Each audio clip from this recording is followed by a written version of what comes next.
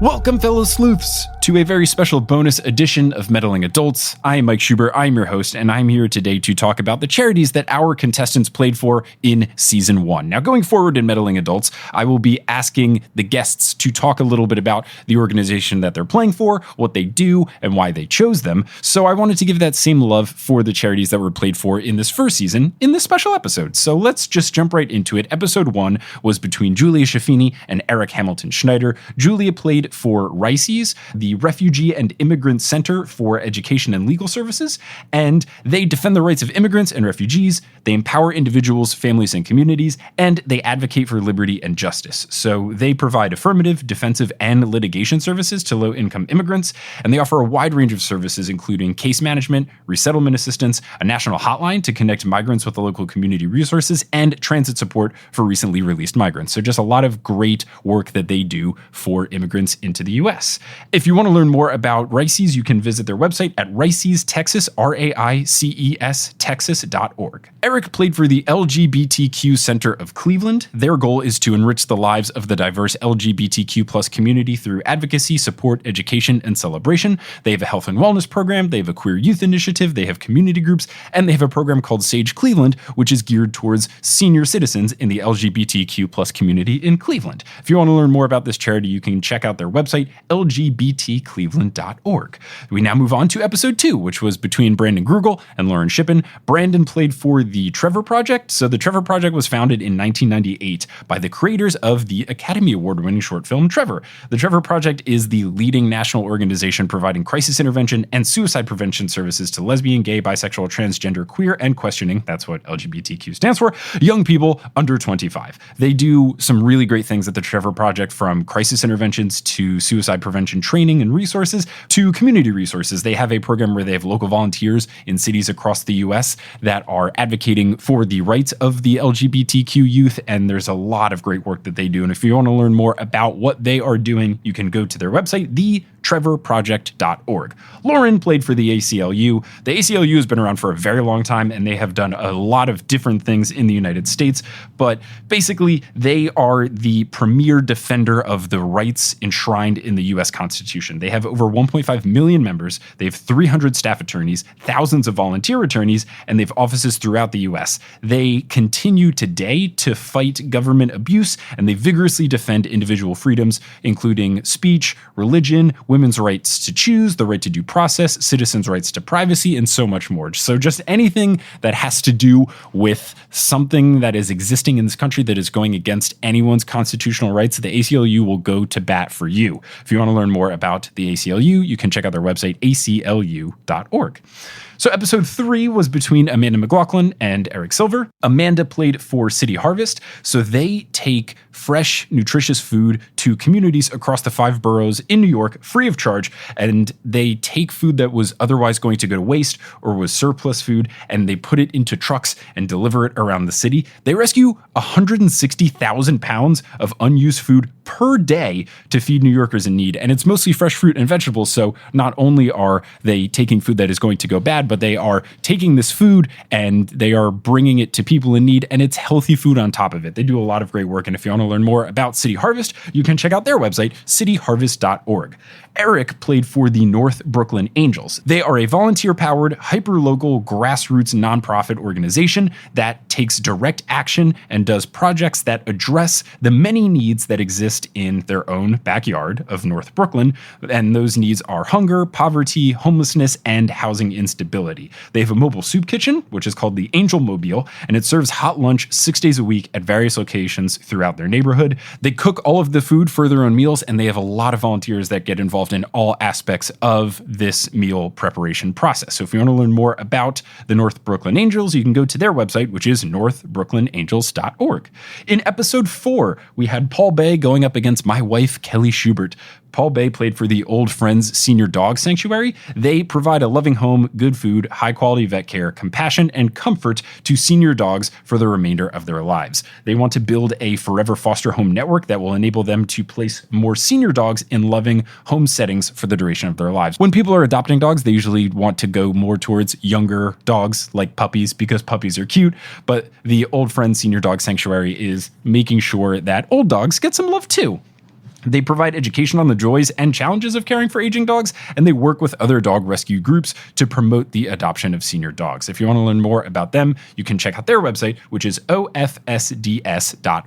Kelly played for UNICEF, specifically the Love Myself campaign, which was run by her favorite band, BTS. So BTS joined with UNICEF, which stands for the United Nations Children Fund, to stage campaigns against violence towards children and teens around the world with the hope of making the world a better place through music. UNICEF as a whole works in over 190 countries and territories to save children's lives, to defend their rights, and to help them fulfill their potential all the way from early childhood through adolescence. And BTS, in some of their more recent music, Love Myself was based off one of their albums called Love Yourself, and they had a whole Love Yourself movement trying to make people feel more comfortable in their own skin. So their positive message teamed up with a great organization in UNICEF to raise a lot of money. They've raised millions of dollars for UNICEF, and it's a fantastic cause. If you want to learn more about their work specifically, you can go to love-myself.org, or you can go to unicef.org to learn about UNICEF as a whole. Episode 5 was Jeffrey Craner pitted against Kristen DiMercurio. Jeffrey played for Never Again Action. So Never Again Action is a movement of Jews and allies fighting to end America's cruel immigration policies. Their goal is to redefine how the public views the immigration system so they can see that it is truly cruel at its core, and they're just trying to raise more awareness and information about how awful it can be. If you want to learn more about them, you can visit their website, neveragainaction.com. Kristen played for the Black Trans Protesters Emergency Fund. So in partnership with a lot of other great groups such as the Ochre Project, the Black Trans Travel Fund, and For the Girls, they are raising funds to support Black trans protesters with resources, medical care, and bail. And all funds that are not needed are going to be distributed to Black trans-led organizations doing work to minimize violence against Black trans folks. So just something in response to protests that have been happening throughout the country. And I really appreciate that this charity has a plan for redistributing their funds if need be, because that was something that happened with a lot of the bail funds, is that so many people supported them, which is great, but then they had this money that they couldn't spend. So the fact that this emergency fund has a future use, I think is fantastic. The link to find their specific organization is a bit hard because it falls under Arts Businesses Collaborative. So I would just Google Black Trans Protesters Emergency Fund or check the link in the description of this episode. Episode 6 was Gabrielle Urbina versus Hal Lublin. Gabrielle played for the Black Movement Law Project. So BMLP provides legal support to local communities throughout the country as they have been demonstrating and protesting against police brutality and systemic racism. They believe in a community-centered approach, so they provide holistic legal and technical service, knowing that when you have these mass movements, sometimes legal experience is missing from the equation locally. So they facilitate a rapid response system supporting activists during mass demonstrations and arrests. They work with local community groups to educate impacted communities in understanding their rights and responding to increase militarized police presence in their communities. If you want to learn more about BMLP, you can go to their website, bmlp.org. Hal played for the NAACP Legal Defense and Educational Fund. They are a legal organization that is fighting for racial justice through litigation, advocacy, and public education, and they are seeking structural changes to expand democracy, eliminate disparities, and achieve racial justice in a society that fulfills the promise of equality for all Americans. They also defend the gains and protections won over the past 80 years of civil rights, and they are working to improve the quality and diversity of judicial and executive appointments. All incredible things. If you want to learn more about them, you can go to their website, naacpldf.org.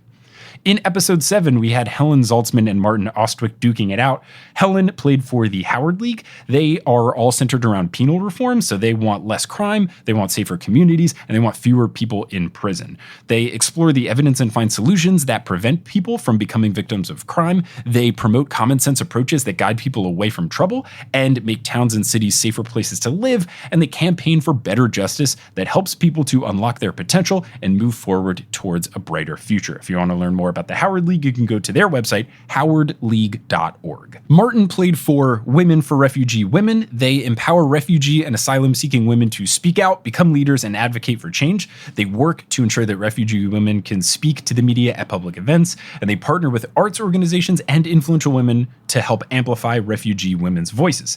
They publish robust research on the experiences of refugee women, and they work with policymakers to make the case for a fairer asylum process. Just taking an approach to asylum from all angles, and I really appreciate what they are doing. If you want to learn more about them, you can go to refugeewomen.co.uk.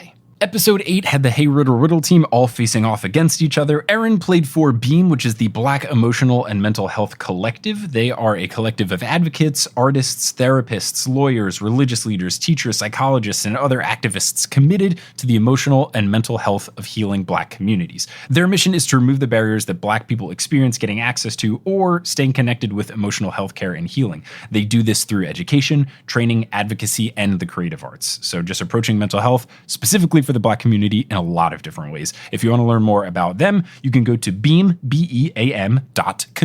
Adil played for Asata's Daughters, which is a Black woman-led, young person-directed organization rooted in the Black radical tradition. They organize young Black people in Chicago by providing them with political education, leadership development, mentorship, and revolutionary services. So through their programs, they aim to deepen, escalate, and sustain the movement for Black liberation. If you want to learn more about Asata's Daughters, you can go to Asata's Daughters, ASSATAS daughters.org. And JPC played for Chicago Freedom School. They are creating a new generation of critical thinkers who use their unique experiences and power to create a just world. They are nurturing leadership among young people ages 14 to 21 all across Chicago. They are creating spaces where young people and adult allies can build knowledge, skills, and agency, and they are elevating social justice movement history to support thoughtful action and strategy in the present. They want to build the capacity of adult allies to understand how they can support the youth, and they're coordinating intergenerational public events on youth activism, movement history, and organizing. So just so great to take old activists and young activists and have them learn from each other. I think it's an absolutely great program. You can learn more about Chicago Freedom School at chicagofreedomschool.org. Episode 9 was between my parents, Barb and Joel. Barb played for the Jeremy Fund, which is a charity founded by someone that we actually knew. It was the mother of a girl in my middle school class. So the Jeremy Fund, with all of the money that they raise, they help children in the oncology department of the Children's Hospital of Philadelphia and all of their satellite facilities. So the Robert Wood Johnson Children's Center in New Brunswick, New Jersey, which is near where I lived, and the Sloan Kettering Center in New York City. They pay the medical bills directly with the hope that it will allow the families to be with their child while undergoing treatment for cancer. So trying to take care of the financial burden so that the families can just focus on being with their child in the moment. If you want to learn more about the Jeremy Fund, you can go to thejeremyfund.org. And Joel played for the Houston Food Bank. They fall under Feeding America, and it's a wonderful food bank. I've done work with the Houston Food Bank when I lived in Houston. Each year, they provide 103 million meals to people struggling with hunger. It's great. I know from experience that the Houston Food Bank does a lot of work, and any local food bank around your area is doing great work too. If you want to look up a local food bank near you, you can go to feedingamerica.org and find it. And if you want specifically a link to the Houston Food Bank, I'll have it in the episode description. It's just very long and would be tedious to say all out loud, and I don't know if you have a pen and paper writing everything down, but let's get into the final episode, the final charities. This was between Adam and Kyle. Adam played for the Black Women's Health Imperative. Since 1983, they have been the only national organization dedicated solely to improving the health and wellness of the United States' 21 million Black women and girls, physically, emotionally, and financially. They seek to solve the most pressing health issues that affect Black women and girls in the United States through investments in evidence-based strategies, and they are delivering bold new programs and advocating for health-promoting policies. If you want to learn more about them, you can check out their website, bwhi.org. And Kyle played for Blessings in a Backpack. They mobilize communities, individuals, and resources to provide food on the weekends for elementary school children across America who might otherwise go hungry. Because a lot of people going to school, they're able to get a lunch, and it's not always the case that when they're not in school, they'll be able to get a good meal.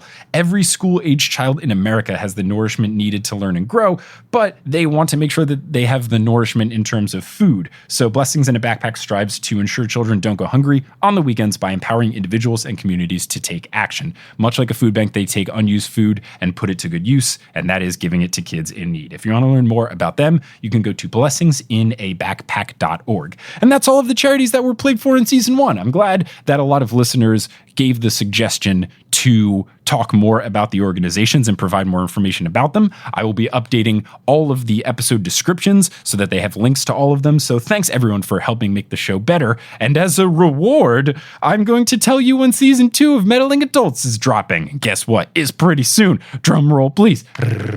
September 9th. Ooh, it's coming very soon. There will be a trailer beforehand. We've already begun work on season 2 in terms of recording episodes and refreshing the music and refreshing the art. And I can't wait to share all of those new things with all of you. And thankfully, you don't have to wait very long. So thanks to everyone who has listened to the show. Thanks to everyone who has supported the show and talked about the show to people that they know or sharing it on social media. And if you want to get in on supporting more for the next set of charities that win across season 2, you can go to our Patreon. And thanks to everyone who supported on the Patreon for season 1. As mentioned in last week's episode, we raised $750 for these charities, which is great. I'm very excited to raise even more going forward in future seasons. So thank you all so much. I appreciate you, and I can't wait to bring season 2 to you big old group of meddling adults.